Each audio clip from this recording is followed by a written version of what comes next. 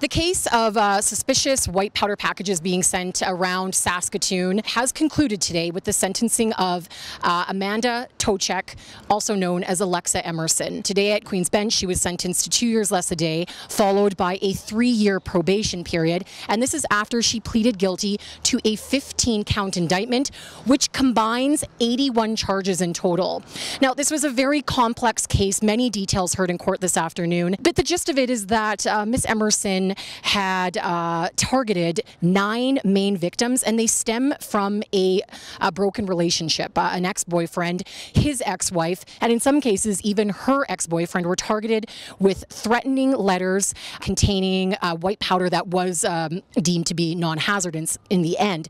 However, these acts closed down 17 businesses and schools around the province in late 2016 and then continued into early 2017. So last year. We heard today about the widespread effect of this, how people were having to almost fight for their jobs or take time off of work to deal with these threats and harassments. Schools, when they were closed down because they had been targeted, parents having to go pick up their kids not knowing what was going on or if they were safe. And it all stems from a domestic situation. What we also heard in court today is that Miss Emerson is struggling with mental health issues, her lawyer says, and that this is really the crux of what is going on here, and that the sentence with its probation conditions will allow her to get psychiatric treatment and help, which would hopefully ensure that this never happens again. Previously, the offenses that were committed, there was a report done at that time indicating that there may be some issues.